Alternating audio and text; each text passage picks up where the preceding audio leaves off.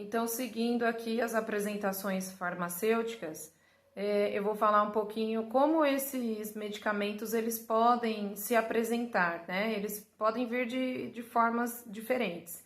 Então, a primeira que a gente vai falar é a formulação líquida.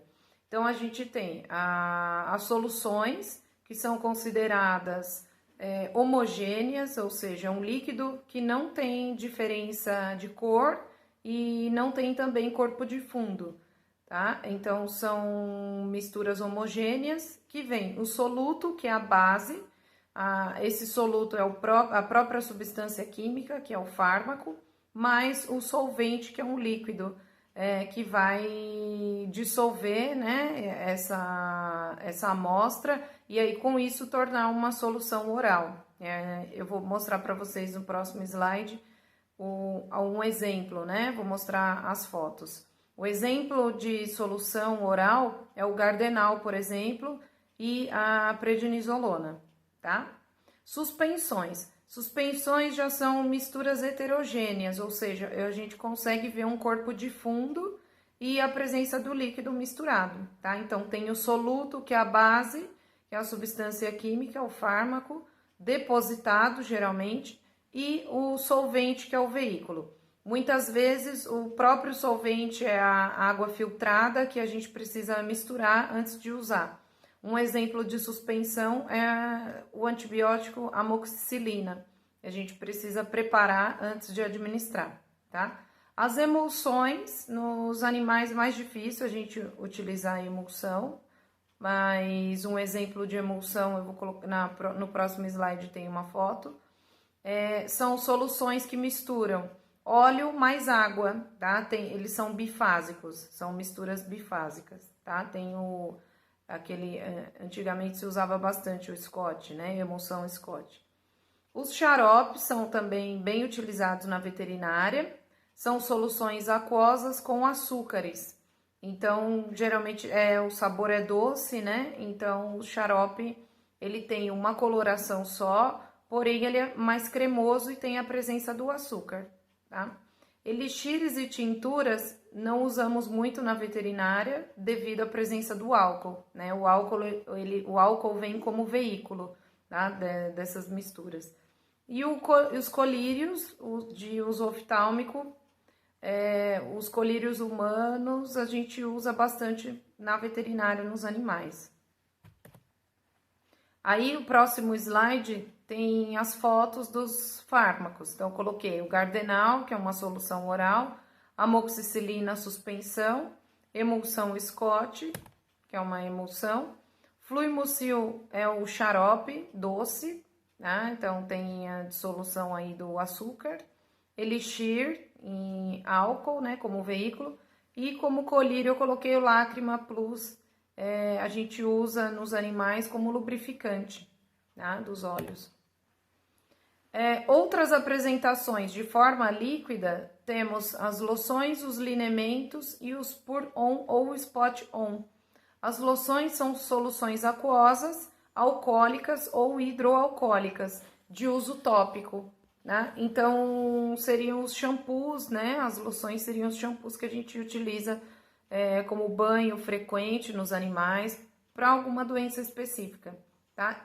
Lineamento, a diferença é que ele usa um veículo oleoso, então seria para situações em que o animal tem alguma deficiência de lubrificação da pele.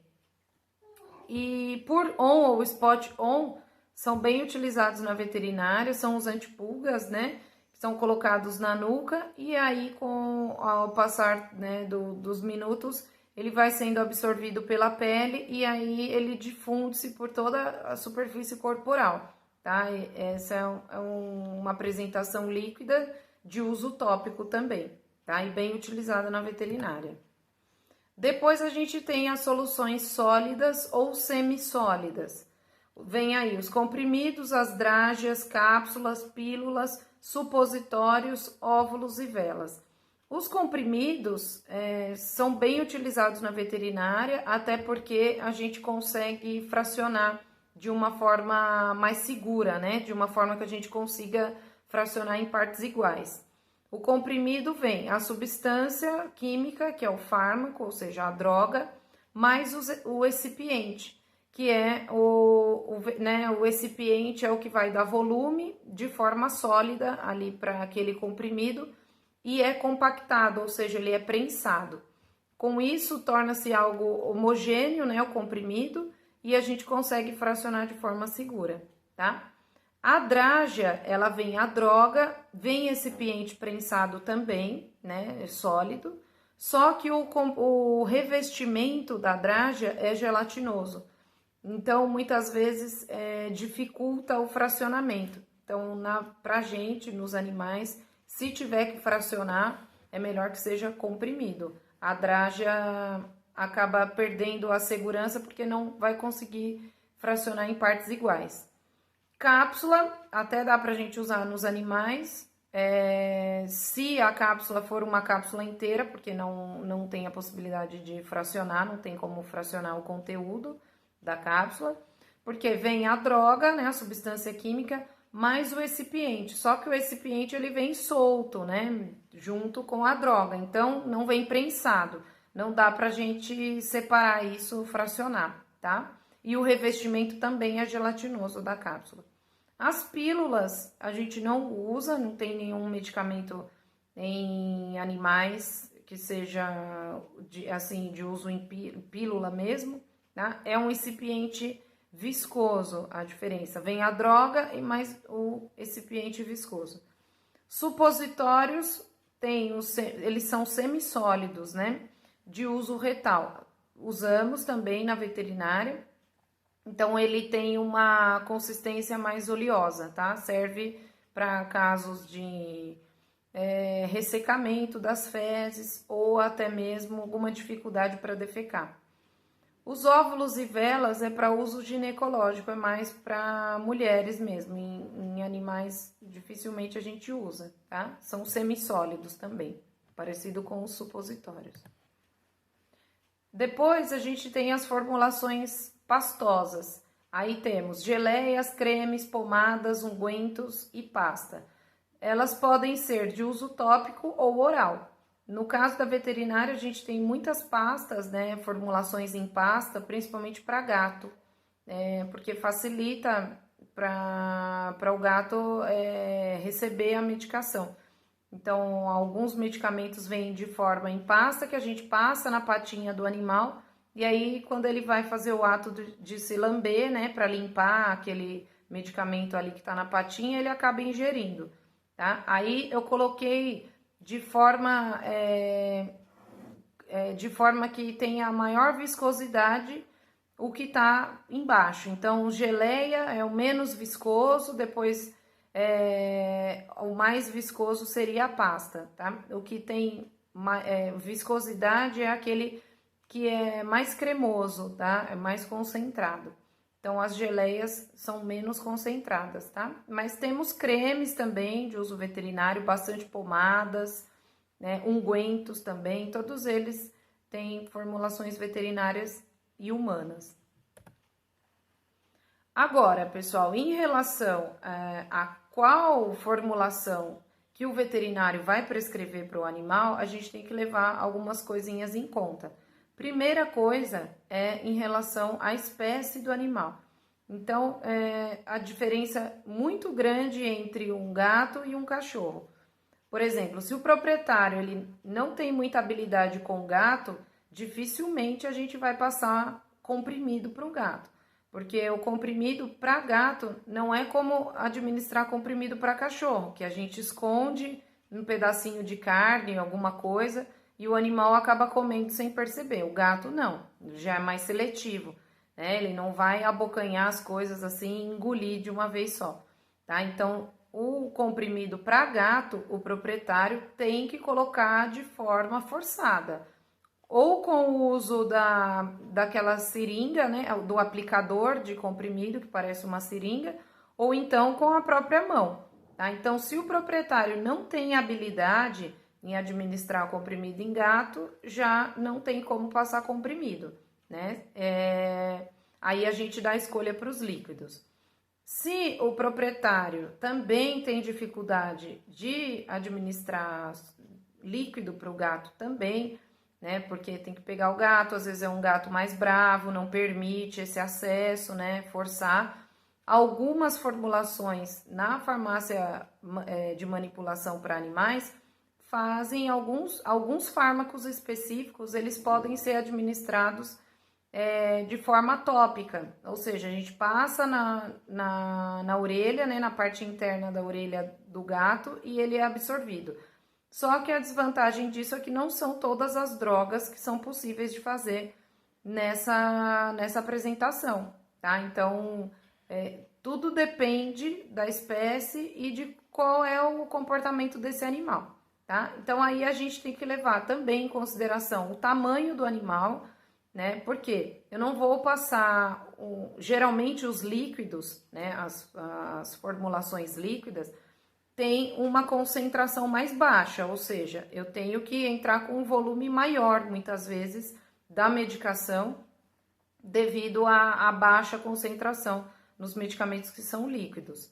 Eu não vou passar um medicamento líquido para um animal de 40 quilos, por exemplo, porque o volume vai ficar muito grande. Às vezes tem que administrar 20, 30 ml, não dá. Então, por isso que nos animais maiores, os que são mais pesados, né, os cães, a gente administra comprimido. E é até muito mais fácil, porque um animal maior, ele não é geralmente, né? Tô falando, claro que tem as exceções. Mas geralmente o animal maior ele não é tão seletivo, o cão, né? Ele acaba pegando mais fácil um pedaço de carne, não é tão seletivo, não procura tanto os comprimidos escondidos. Então a gente leva isso em consideração, né? E aí também fica muito mais fácil em relação ao comportamento, porque você não precisa forçar, né? Então aí o animal, se ele for mais bravo, o comprimido escondido em uma carne, você não vai ter tanto problema, tá? E sempre a habilidade do proprietário, né? O que o proprietário consegue fazer, também o proprietário vai falar um pouco como é aquele animal, e aí o veterinário vai conseguir instituir o que for melhor. Às vezes, nem líquido, nem comprimido, nem sólido, nem líquido, a gente tem que fazer muitas vezes injetável, aí a pessoa tem que ir no consultório com o animal para receber as injeções. Às vezes é um animal muito bravo, ou até mesmo o proprietário não consegue, né, devido às condições mesmo que o proprietário vai expor no momento da consulta, tá? Então, sempre levar todos esses itens em consideração antes de determinar qual é o fármaco e qual é a apresentação do fármaco. Agora, a concentração de cada medicamento é variável. Isso, pessoal, vai vir em bula escrito, cada medicamento tem a sua concentração e isso vocês vão aprender mais para frente como fazer essa conta. Quanto que o animal vai ter que receber, qual é a dose daquele animal, né? Baseado na quantidade que ele precisa receber de miligrama por quilo, a gente vai fazer sempre dividido por essa concentração. Cada fármaco vai ter uma concentração diferente, né? Visto que eu mostrei para vocês que existem apresentações diferentes, as concentrações também vão ser diferentes. Os medicamentos que são sólidos, né? Comprimido, Dragia, eles vão vir em miligramas ou em gramas, tá? Agora, os medicamentos que têm formulações líquidas, eles vão vir em miligrama por ml ou grama por ml, depende da quantidade que vem esse medicamento. Então, a partir disso que a gente vai determinar qual é a dose para aquele animal. Tem que levar em consideração a concentração do fármaco. Vou falar um pouquinho agora de vias de administração. Então, a gente falou um pouco disso na parte de assistência médica, mas aqui a gente vai falar voltado para a farmacologia, tá? Então, primeira coisa, efeito sistêmico.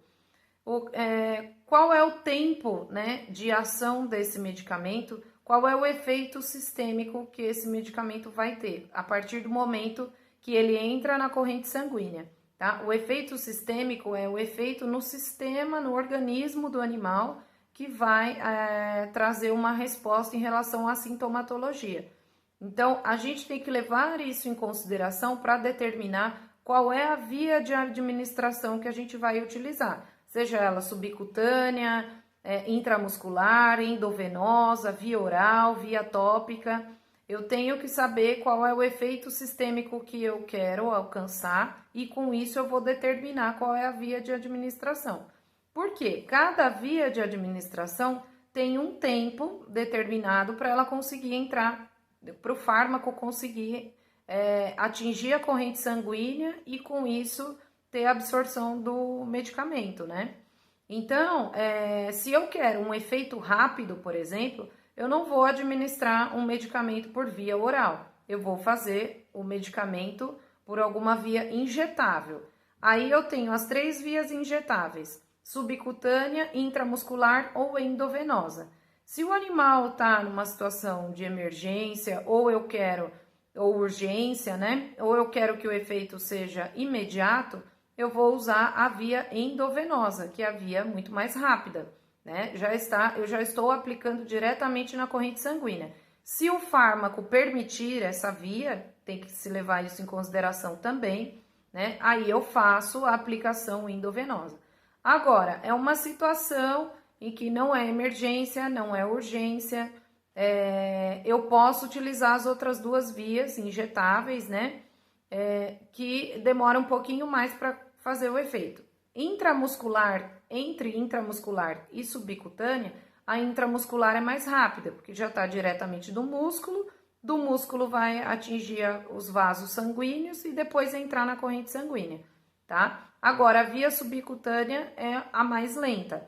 Então, aplico no subcutâneo, do subcutâneo atinge a musculatura, da musculatura atinge os vasos sanguíneos e aí atinge no final a corrente sanguínea. Então, é um trajeto mais lento. Isso tudo é determinado pelo veterinário e pela condição clínica do animal e a doença que ele está apresentando e o fármaco também.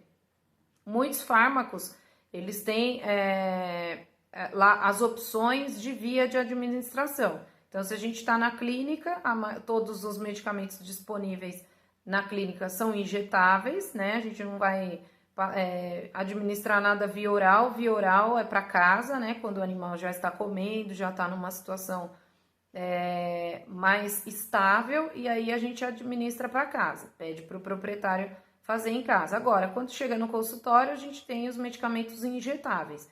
E aí a gente vai escolher qual é o melhor para aquela situação, baseado na via de administração que aquele fármaco permite que a gente utilize e também a situação clínica do animal, o que ele precisa que seja administrado o mais rápido possível ou não, né? Ou se não preciso ter pressa.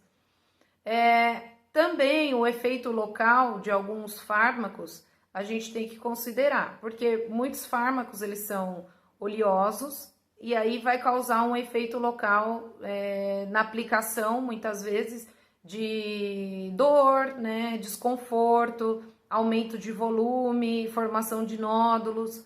Em gatos, a gente tem que tomar um cuidado maior, porque os gatos, eles acabam apresentando, eles podem apresentar, né? Na verdade, é uma situação que pode acontecer. Nem todo gato vai acontecer isso, mas muitas vezes eles formam um nódulo de aplicação que mais para frente aquilo vai acabar se tornando um câncer, se tornando um nódulo maligno, tá? Então, a gente tem que tomar cuidado no local de aplicação também e qual é o fármaco que a gente vai aplicar, principalmente em gatos.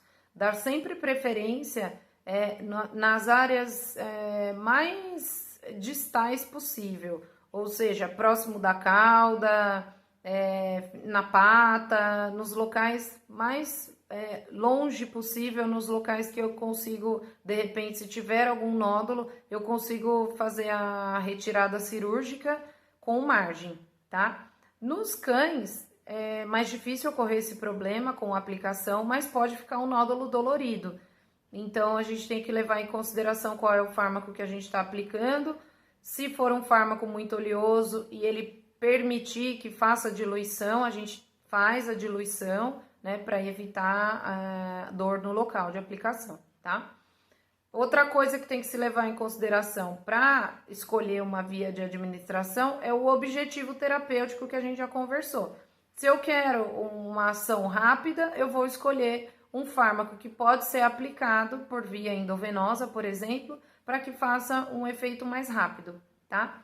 Tempo de ação é exatamente isso, o tempo de ação que aquela droga vai atingir a corrente sanguínea e vai começar o efeito, tá? Isso a gente tem que avisar o proprietário, né? Qual é mais ou menos o tempo que aquela medicação que está sendo aplicada vai começar a fazer efeito e quais são os efeitos esperados e os inesperados, né? Muitas vezes também a aplicação de vacina pode causar reação alérgica no animal.